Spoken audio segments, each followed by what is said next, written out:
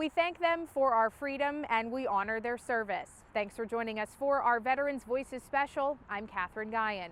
We're here at the Brooke Hancock Veterans Memorial Park just off of routes 2 and 22 as you head into downtown Weirton.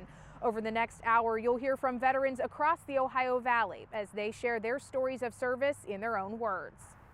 Like so many things throughout the pandemic, Veterans Voices took a break for the safety of our nation's heroes. But we returned last spring with the story of William Bill Schwartfeger. He left high school early in 1943 to serve his country. He calls it a swell of patriotism, but says he was not prepared for the shock of going from the comforts of home to the trenches.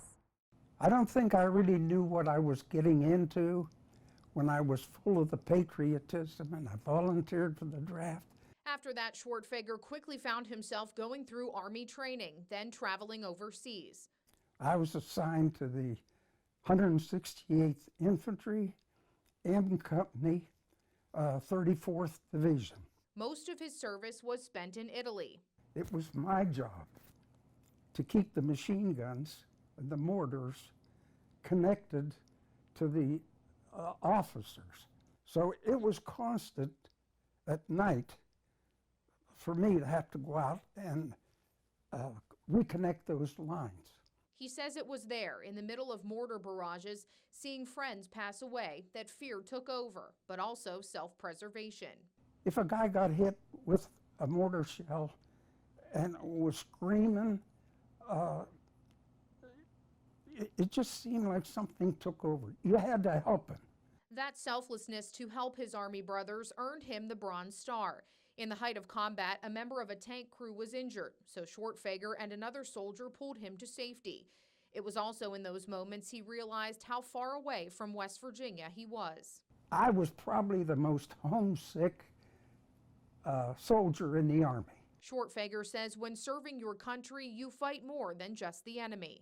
Homesickness, the weather, an enemy of the soldier, and the enemy himself. Finally, after 2 years of service, he came home.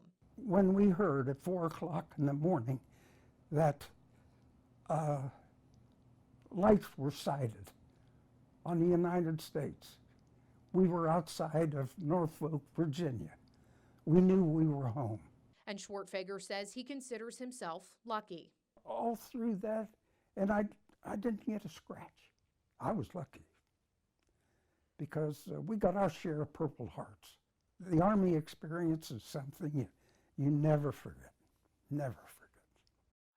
If you'd like to hear more from Mr. Schwartfeger or any of the veterans you'll meet over this next hour, just log on to WTRF.com and watch our digital exclusives.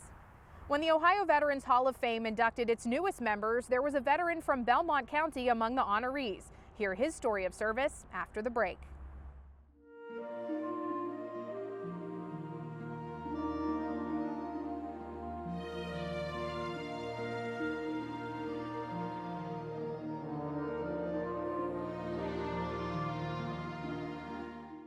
Welcome back to Veterans Voices.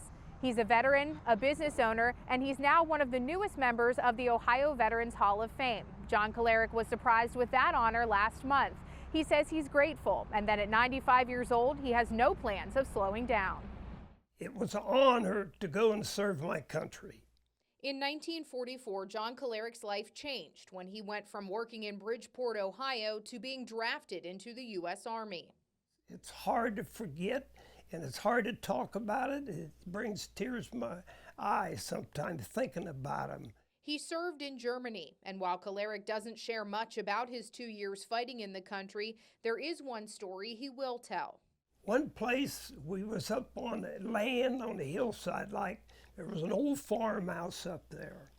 And, well, we was up there, bullets flying back and forth going. I was behind a pillar, and they was shooting at me, and I'm shooting back. And here comes a young lady out of that farmhouse, and I seen her, and I says, get back in there. Well, I have to move because they know where I'm at, you know. And I moved. I never seen that young lady anymore, and I think about that a lot of times. As a private first class, Kolarek had a lot of duties while overseas, including a truck driver and heavy machine gunner. I was skilled at so many things from experience back home. They would put me in a lot of places they didn't put other people because they knew I could drive a truck. And I wasn't afraid to do this. I wasn't afraid to work. And I was a thinker also. And action is, with me, the way I looked at things, you never lose. You don't quit. There's always a way. And that's the way I was over there. After being honorably discharged, Kolarek returned home to Bridgeport and never left. He's raised a family, operates many businesses, and served as the city's mayor for 16 years. Kolarek says to this day, when anyone thanks him for his service, he thinks about those young men he served with who never made it home. You think about these young people that never got back. I was one of the lucky ones. I can close my eyes and I can face them, and that it would have been nice if they were here today. When the people come up and they thank me, well, to me, that thank should go a lot to the people that not here should get it. Kolarek was also married for 46 years and has 4 children. He was one of 20 heroes inducted into the Ohio Veterans Hall of Fame this year. There's a new help for veterans with PTSD, and it's right here in the Ohio Valley. Meet the man who brought it to the area and the people whose lives it's changing. That's coming up on Veterans Voices.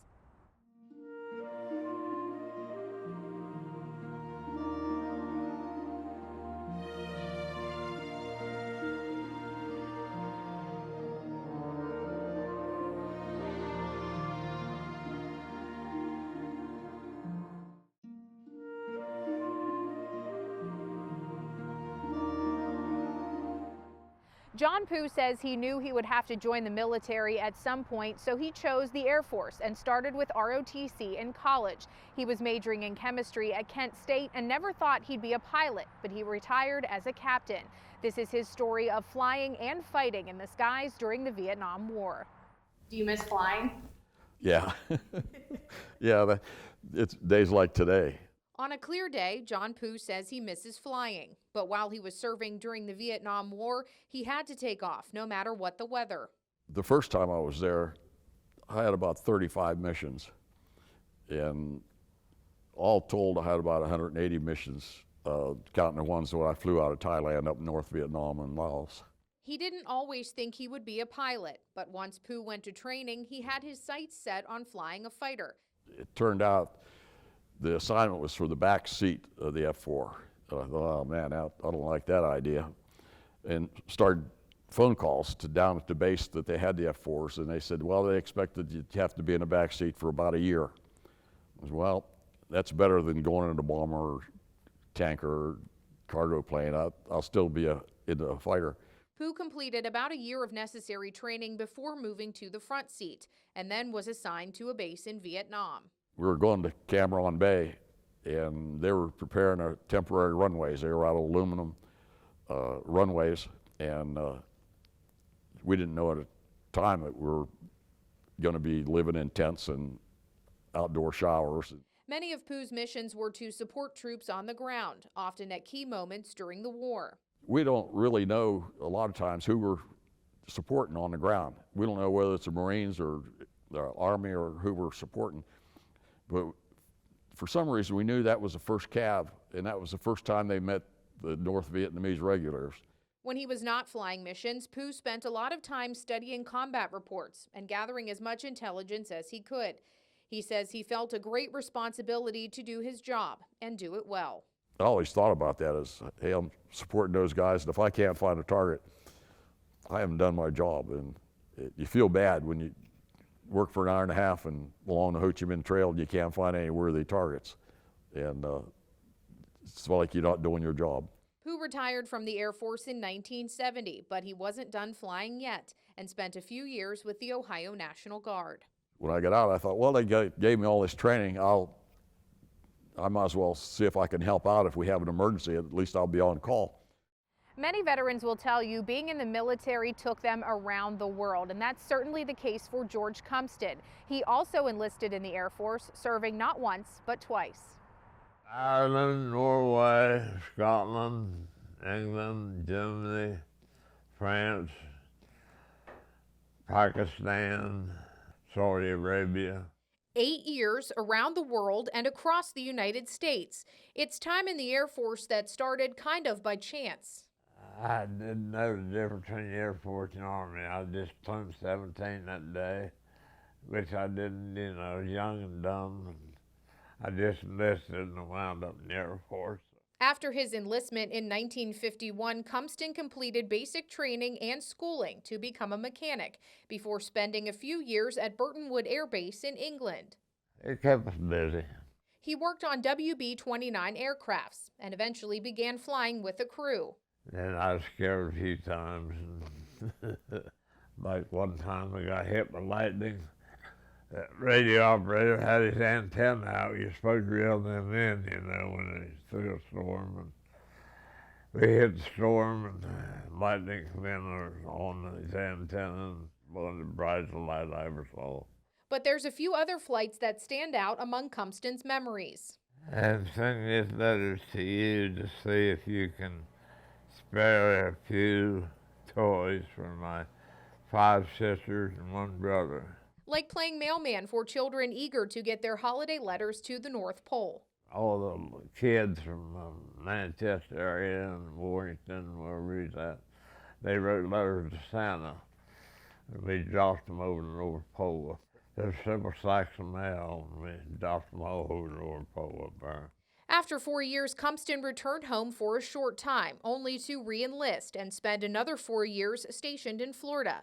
He says he decided to retire when the Air Force changed to jet engines, a decision he wishes he hadn't made. I really do regret that I didn't stay in. After retiring from the Air Force, Cumston moved home to Marshall County with his family, where he lives today. We'll be back after the break with more stories from the Ohio Valley's veterans. Welcome back to Veterans Voices. When you walk into John Powell's office, you'll see a lot of memorabilia. Each item somehow connected to his Navy career, and each has a story. He's collected a lot of memories over his 20 years and somehow fulfilled a lifelong dream along the way. I could tread water a lot longer than I could hold my breath, so I went to surface ships. From the start of his military career, John Powell knew how he wanted it to go. When the Air Force wanted him to work on electronics, he decided on the Navy, first becoming an aircraft aviation bosun mate. I was attached to a helicopter carrier, so I worked with helicopters. But you have rotors on it, big helicopters turning. You're trying to land a helicopter, and you have feet between the aircraft that you're landing and the aircraft that's on the deck in front of you. Powell's service at sea started on the USS Nassau. It was on his second tour with the ship that he trained in law enforcement. Military men and women do not enter the gates and take their horns off and put their halos on. So there's bad guys no matter where you go. Powell says aircraft carriers with 5,000 people on board are like a small city, but instead of a police car to patrol, he had to walk. He worked anti-terrorism in all kinds of cases, but recalls one night in Lisbon when he responded after a riot. There was 3 ships in port. They arrested 800 people. We had to go up to the police station and pick them up and start hauling them back. So then I woke up to find that my picture was on the front page of just about every paper. While in the Navy, Powell also went to arson investigator school, which was a lifelong dream. You're out there, that's it. There is no help. You're 911. You're the help, and if you got to fight to save it. And was a witness to history as part of the commissioning crew of the USS George Washington. And all the crew is off the ship, and they'll pass the word to man the ship. The entire crew runs aboard the ship. So my job during that one was I stood next to and stood guard for Barbara Bush. Powell finished the last years of his career as the chief of police at a naval base. At 20 years in the Navy, I spent 14 on ships. After not intending to make the Navy his career, Powell retired as a chief petty officer, a rank he says it was an honor to achieve. It's one of the most memorable events of my life. I can tell you that now. Proud of that. Always will be. Some veterans spend their entire service in one branch, but not James Kinney. He started with the Naval Reserve in high school and ended up in the Air Force. And the first cruise that we took was we went to Havana, Cuba, on a destroyer escort, which is a smaller ship than a destroyer, and it gets kind of bumpy anyway, and on a destroyer escort is even bumpier. That first cruise turned into many more for James Kinney. In the Navy, he was part of the crew of thousands on the USS Franklin D. Roosevelt, and Kinney's job was fire control. That's radar for the guns. What you do is you check them all the time, and then you find out where it hits, there are misses and stuff, so you do that, and then you adjust accordingly. Kinney says there were around 3,000 people on board the carrier. Right behind that smokestack, and you'll see there's a cylinder type thing sticking up. That was the radar that we used for the fire control on the entire ship, but the guns were scattered around the ship. And on the ship, planes took off frequently, especially during the Vietnam War. Most of the time, they're flying on and off all the time because training. Each squadron will put up 10 planes, land 10, take off another 10 or 15, and then the different types of airplanes. After a 4-year enlistment and seeing ports all across the Mediterranean, Kinney switched branches to the Air Force. My job in the Navy was just about any grubby job they gave me. But in the Air Force, I worked in the flight simulator department.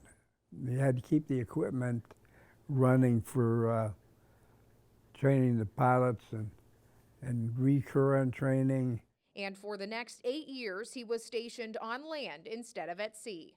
Well, obviously, I like the Air Force better because it's what got me my job with American Airlines. As you just heard Kinney mention, he did work for American Airlines after leaving the service. He spent 42 years as an electrical mechanical engineer. Driving along Route 7, there's an American flag hanging off of a sign. But the life behind the name it bears is greater than this simple memorial. For the first time, the family of Yvonne Marie Fair speaks publicly about her life. That's coming up on Veterans Voices.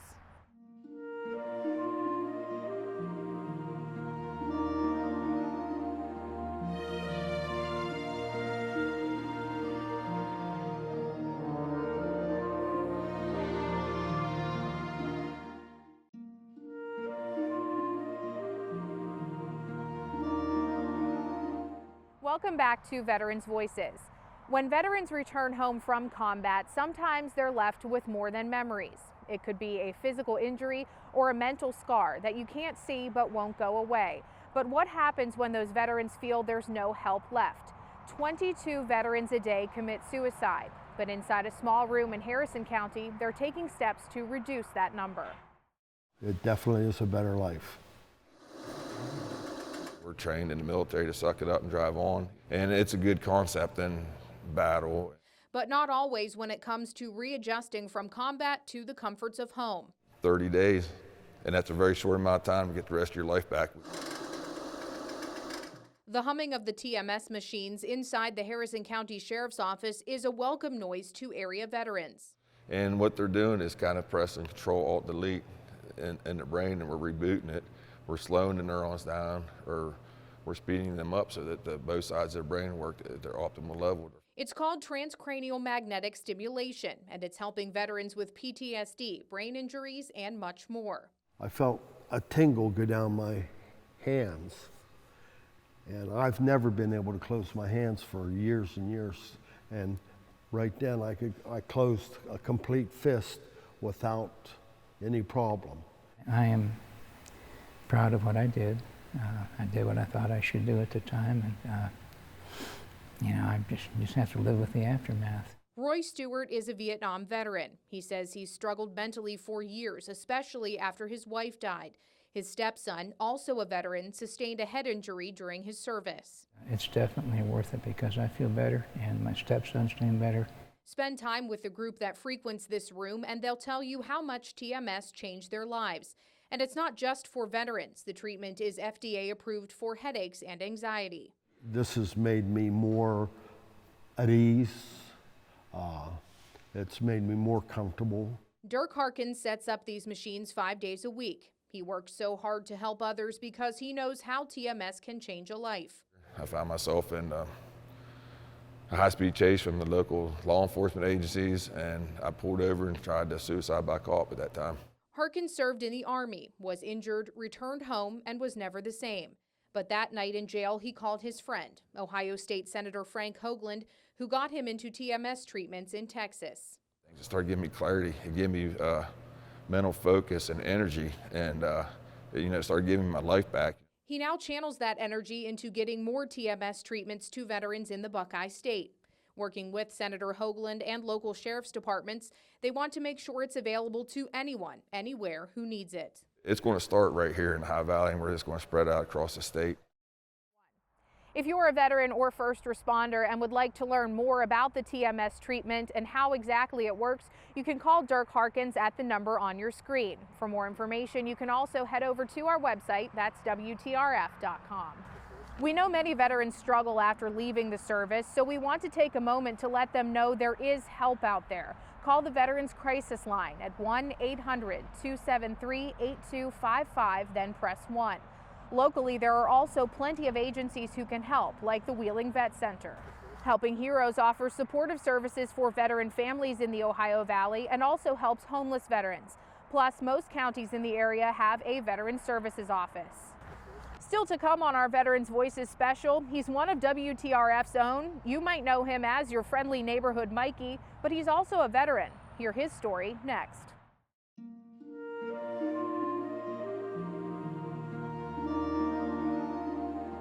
He calls himself your friendly neighborhood Mikey. He's one of WTRF's own, and he's also a veteran.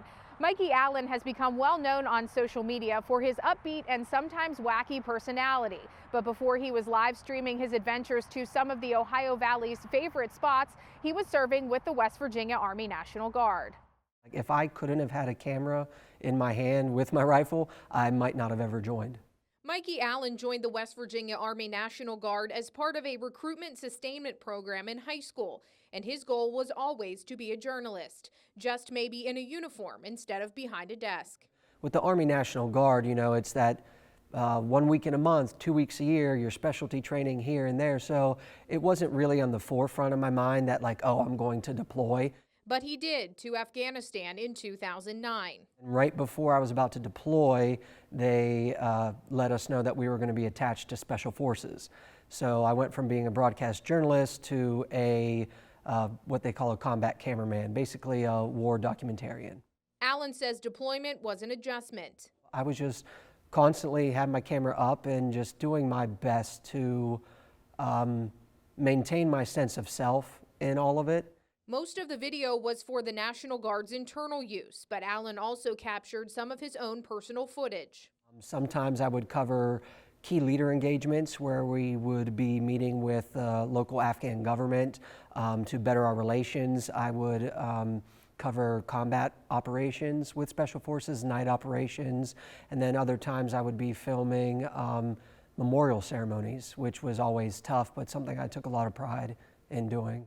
He was there with the Special Forces through the dangerous mortar attacks, but fondly remembers some of the lighter moments interacting with the locals. I was on a run one day, and I took my camera everywhere with me, and I was along the edge of our base, our compound there, and there was a group of kids on the other side of the fence just looking into the compound, and I approached them, and I got one of the young Afghan children to say my name. I'll never forget that. That was awesome. That language barrier, we don't speak the same language, and I must look like some scary monster to them and everything, but they were accepting and just reaching through the fence, and I was shaking their hands, and I repeated my name, and they repeated theirs back to me. It was a beautiful moment. After returning from Afghanistan, Allen says he felt his time in the service had run its course, but while he's no longer enlisted, he still sees how it shaped his life. I did my time. It came to define a big part of my personality. I'm thankful for it, and I wouldn't wish it upon anybody else unless they really wanted it for the right reasons. Zachary Allman has many titles, but you may know him as a Marshall County magistrate. He says other than father, his favorite title is veteran. He served in the West Virginia Army National Guard, pulled by a desire to serve his country and the people around him, something that he says still hasn't gone away to this day. Service to me is just, you know, it's more than a job, it's my lifestyle. A lifestyle that truly started after Zachary Allman's first semester of college. He saw the events of September 11th, 2001 and felt compelled to join the West Virginia Army National Guard, eventually deploying to Iraq as part of a military police company. Those are people that you would give your life for, that you'd do anything for. It's a level of shared suffering that you endure together that just creates a bond that is, I can't even really explain it. You know, you'd almost just have to feel it or experience it yourself. Allman says conditions were brutal, extreme heat and no days off. You know, anybody that says that they were in a combat zone and they weren't scared the first time shots came over your head, or you know, they're shooting mortars at us in the middle of the night or something like that, you're afraid. He worked in prisons, on convoy escorts, and with perimeter security. MP doesn't stand for military police, it stands for multi-purpose, because the Army will just use you for whatever they need you to do. Allman says one evening after a skirmish, it finally settled in at just 19 years old how much his life had changed in service to his country. When it was over, I'm standing there under like the floodlight, and I have blood on me, and I remember thinking, a year ago tonight, I was at the prom. Some of Allman's time was also spent building bonds with the Iraqi people. While the connection was critical for their military efforts, it also forever altered his life. We both saw, you know, knew what we were supposed to expect in the other. You know, we were going there thinking, oh, these Iraqi people, they don't want us there, they're going to try to hurt us. In reality, they were just decent people, hardworking people, God-fearing people. After a year in Iraq, he had a warm welcome back home in Marshall County. He was still deployed stateside and earned the rank of sergeant. But as Allman built his career, he still heard the call to serve. Service is hard. You know, it's very hard. There's a lot of bad times and bad feelings. But after all that hatred and depression, negativity, and sometimes trauma that you experience, there's still a pull. There's still this like nagging pull in the back of your head, like you need to go back and do something. You know you didn't do enough. You need to go back and do more. Allman says although his military career ended in 2007, he still carries that mission to serve the community with him. It's what motivated him to pursue positions with the Sheriff's Department, Prosecutor's Office, and now as a magistrate. Be sure to stay with us as we honor more of the Ohio Valley's veterans after the break.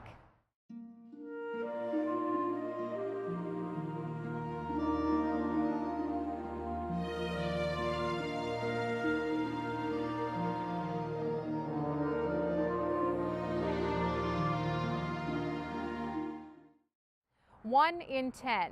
That's the ratio of women to men that veteran Lacey Paxton says she saw while serving in the Ohio Army National Guard.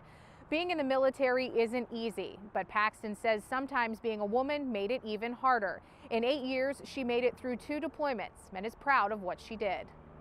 Being in the military was a once-in-a-lifetime experience.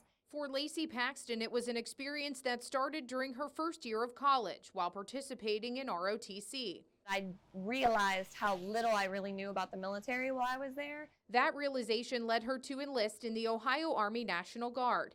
After training, just beginning to settle into weekend drills and re-enrolling in college, Paxton got orders for her first deployment and was sent to Iraq in 2005 as an automated supply specialist. There was about 8 Humvees with usually about 4 people per Humvee in it, and we escorted semi-trucks that were loaded with supplies. She spent part of that deployment on convoy escort missions. It's terrifying. There were times when I got to Kuwait on my first deployment, I drove a 2.5-ton standard truck from Kuwait into Iraq, and it took me 60 hours of driving to get there. Paxton says it was a shock being away from home and without her family, but she made some close friends who got her through. Those people are with you through so much that they become an extension of your family. After spending a year in Iraq, Paxton came home and worked as a federal technician with the Ohio Army National Guard. There were things that I saw that I don't know that I could explain to people, you know, what it's like. Yes, I've seen people die, not my own people, fortunately, but I have seen people die. I have seen bombs go off. I've seen IEDs explode. I've been shot at. I mean, there are a number of things that I've seen that I wouldn't wish on anyone. Which is why she decided to deploy again a few years later in 2009. Both times that I went, I was single, I had no children, and at the end of the day, if I had to sacrifice my life at that time, as long as it kept someone with a family, spouse, children at home, I was willing to do that. A second deployment was tough on Paxton. She says working in a motor pool on post as a woman had its challenges.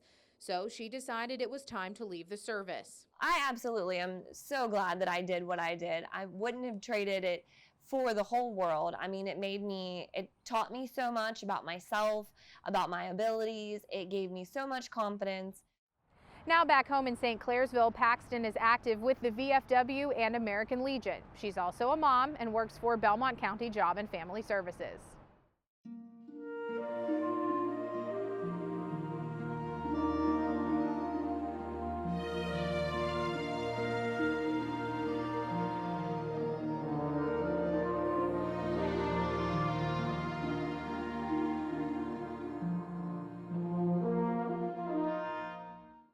Welcome back to Veterans Voices. After seeing his friends serve during the Vietnam War, Frank Agosh decided to do his duty and enlist. He didn't know exactly what branch of the military he hoped to join, but he ended up in the U.S. Navy. What started as an enlistment turned into a career. I went down, and first recruiting office I hit was the Navy.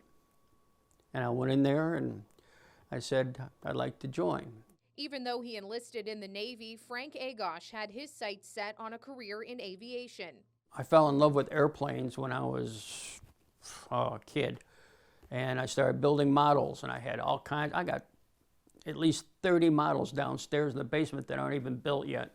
He ended up in aviation control, but he had to buy his time after boot camp stationed in Vietnam until a spot opened for training.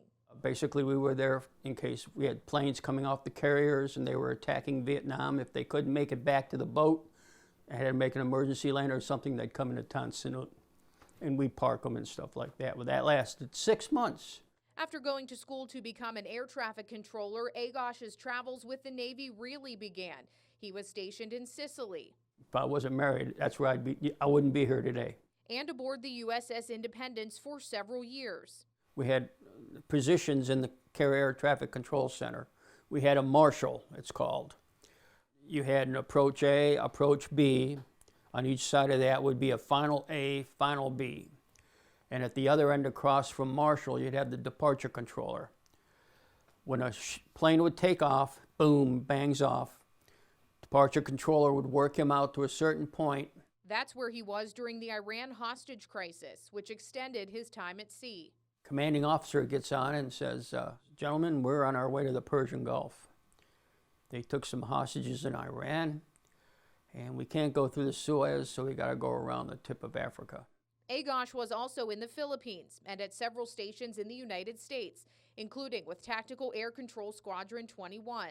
What I did was, if we had a Marine unit, and the Marine unit says we got a tank that's in our 12 o'clock position for a half a mile, enemy need to be taken out, I would talk to one of the aircraft I had on my frequency, and I would tell him he had a mission, and I'd give him to proceed to a point A, point B. From point B, I'd say run on target would be 270 for 2 miles, tank underneath a tree. After more than 20 years and plenty of travels, Agosh retired from the Navy. I'd do it all over again. I liked what I did. Ronald Pasco knew he would make the military his career. He says he enlisted in the Army and never had any intentions of getting out. And I ended up staying 26 years, 6 months, and 2 days. Ronald Pasco joined the Army right after high school. Went to Fort Knox, Kentucky. And I called my dad and let him know where I was at, and he says, "What you doing in Fort Knox, Kentucky?" I said, 20 years. He went through basic training and advanced training to become a combat engineer, then was stationed first in Waldflecken, Germany. It was probably the worst place in the world to ever be stationed, I thought. Then I got assigned to Vietnam. Pasco was deployed to Vietnam twice. That's 2 years of my life that I'd like to forget about. He says it's a part of his life he can't talk about, but Pasco was awarded several medals for his service, including the Bronze Star, Meritorious Service, and Army Commendation medals. I'm very proud of what I've done. After Vietnam, Pasco was stationed to several places, but spent most of his time in Germany and continued to rise through the ranks to first sergeant. I trained my soldiers to survive the next battle, and I trained them all the time. I mean, there was times that my troops would come to me and say, "Well, Sergeant Pasco, why do we have to go out here and train? These other guys are sitting in the snack bar." I said, "Because I want you to be able to survive the next battle. You got to treat them the way you wanted to be treated when you was a private, you know? Treat them as men, and they would conduct themselves as men." He has fond memories of living on and around the bases with his family, training his men, and also enjoying other adventures with them. After 26 years of service, he retired, but Pasco's experience as a combat veteran nearly called him back. July of 1990, I submitted my retirement. August the 2nd, the unit got notified they were going to be deployed to Kuwait. So I went and submitted a letter to DA to have them cancel my retirement so I could go to Kuwait with the unit. And the Department of the Army sent me back a letter saying that my retirement was approved and I was going home. Her life was sadly cut short, but while she was here, Yvonne Marie Fair filled her days with service to others. Her parents honor her memory next.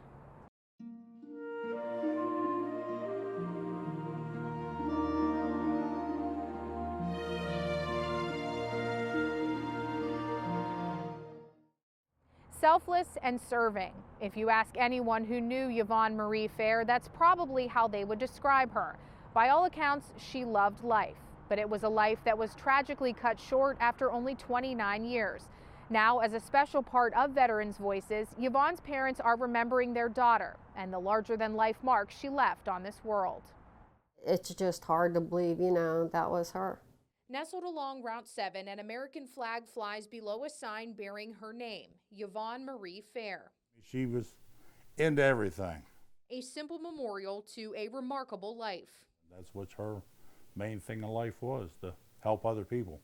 Harry and Donna Fair say their daughter was outgoing and would try anything once, but lived her life to help others. She grew up on a farm, once raced professional motocross, worked as an EMT paramedic with multiple departments, and knew her call was to serve. When we came back from Tony graduating basic, she says, "Guess what? I quit school and joined the Air Force." Yvonne followed her older brother's lead and enlisted in the Air Force, hoping to be a firefighter. Went into the fire part of the training. Then she broke her hip twice. And once you broke it, you couldn't keep going with the fire department, so she had to change her field. So she studied biochemical engineering, a job her parents say she loved. Just putting on her uniform one day and she noticed a little nodule on her neck. And she went and had that checked out, and they said it was internal melanoma. After 3 years, Yvonne had to retire from the Air Force and come home. But even in the middle of treatments, she was still putting other people first. She went on the ambulance run, and the girl wasn't too much older than Yvonne. And Yvonne was administering help to her, and she had cancer, and of course she had to go to the hospital. She says, "I don't know." She says, "I don't know what's going to become of me." She says, "I have cancer." And Yvonne takes her out. I says, "Look, so do I." But it was just, that's just how she was. Yvonne worked until the cancer became too powerful. She passed away in 2015, surrounded by the people she loved. I give her the Dickens every night that I work out at New Ellick, as I drive up by her stone and come by and give her the Dickens because she left me.